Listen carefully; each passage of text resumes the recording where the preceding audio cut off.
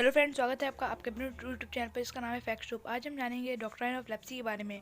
वो किस कारण लगाया गया था, क्या था और किसने लगाया था। तो मैं आपको अलग से कुछ बताना चाहूँगा। डॉक्ट्राइन ऑफ लेप्सी सब्सिडी लाइन से सब जो रूल्स हैं, नई नई पॉलिसीज़ हैं, ब्रिटिश क्यों लगा रही थी, क्यों हम लोग के इंडियन रूलर्स के ऊपर थोप रही थी। ये इसलिए कर रही थी क्योंकि उन्हें अपने स्टेट्स पर कब्जा करना था। जैसे आपको लाइन याद होगी, फ्रॉम ट्रेड टू टेरिटरी, मतलब वो ट्रेड करते करते धीरे धीरे पूरे भारत पर अपना हक जमाना चाहते थे, टेरिटरी स्थापित करना चाहते थे अपनी।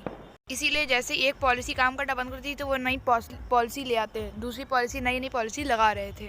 लैंड से चालू कर करके धीरे धीरे ज़मींदार, ट्रेडर्स, इन सब पे आ गए। अब ये लोग आए हैं राजाओं के ऊपर। जो राजा हैं उनके स्टेट्स को हड़पना चाह रहे थे, जो स्टेट्स पूरा राज्य हड़पना चाह रहे थे। अब तो हम लोगों ने समझ लिया ग्लेंस पे कि ये डॉक्ट्राइन लेप्सी किससे नए नए पॉलिसी लगा रहे थे। अब समझते हैं डॉक्ट्राइन लेप्सी को। Under Lord Dalhousie who was governor general from 1842 to 1856। ये इंपॉर्टेंट पॉइंट्स एग्जाम में पूछे आते हैं। लॉर्ड डलहौजी ने इसे स्टार्ट किया था 1848 टू 1856 तक रही थी। और नई scheme for indirect annexation was divide. और ये मैं आपको पहले ही ये सब्सिडी लैंड्स वाली वीडियो में बता चुका हूँ। ये इनडायरेक्ट एनाइजेशन और मेथड क्यों था, क्योंकि वो प्रत्यक्ष और अप्रत्यक्ष दोनों रूप से भारत को हड़पना चाह रहे थे। यहाँ पर लिखा है indirect method of annexation was devise. Devise मतलब चीट करना। जो ये सब जितनी पॉलिसी लगाए थे, चीट करके ही तो हड़प रहे थे, हर चीज़ चीट करके ही तो ले रहे थे, इसीलिए यहाँ पर डिवाइज लिखा गया है। तो यहाँ से ये डिफिनीशन हो गई, इसी को कहते हैं डॉक्ट्राइन ऑफ लेप्सी। अब आइए जानते हैं डॉक्ट्राइन ऑफ लेप्सी के अंतर्गत होता क्या है। डॉक्ट्राइन ऑफ लेप्सी के अंदर जैसे कोई भी राजा अगर अपने मेल हायर जो बेटा राजकुमार बने, आगे चल के जो राजा बनेगा उसके बिना ही मर गया, तो वो जो राज्य है वो डायरेक्ट ब्रिटिश हड़प लेगी। इमीडिएट इफेक्ट, तुरंत ही, कोई भी ज़्यादा भी टाइम नहीं लेगी वो। अब आप लोग सोच रहे होंगे कि तो राजा के अगर मान लो बेटा नहीं हुआ, जो मेल हायर नहीं हुआ, तो वो लोग अडॉप्ट कर लेंगे मेल हायर को। पर ये जो डॉक्ट्राइन लेप्सी के अंतर्गत ये रूल था ही नहीं, वो लोग अडॉप्ट कर ही नहीं सकते थे। अब आगे देखते हैं क्या हुआ। In 1856 Dalhousie also took over the kingdom of Awadh with the reason that it was being मिसगवर्न्ड।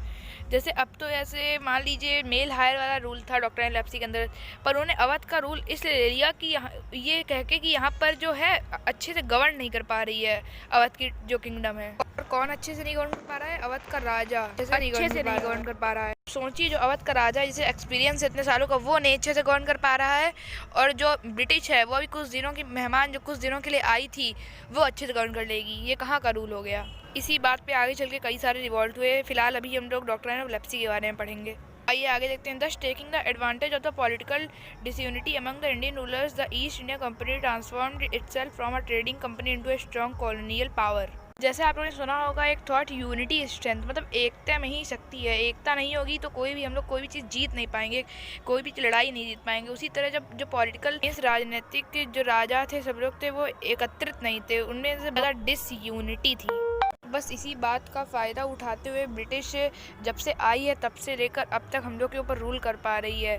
जो transform itself from a trading company to strong colonial power, जैसे मैंने बताया, इसी वजह से वो हराती चली गई ये सबको और एक कोलिनियल पावर बन गई कंपनी से। अब आइए कुछ एग्जांपल लेते हैं जो इसमें फंसे थे। 17 Sambalpur, Udaipur, Nagpur and Jhansi were annexed by applying doctrine of लेप्सी।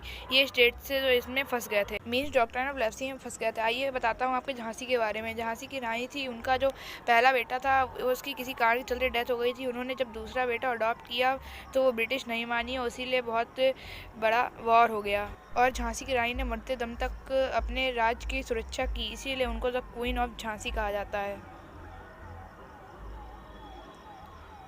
Thanks for watching. Don't forget to like, share and subscribe.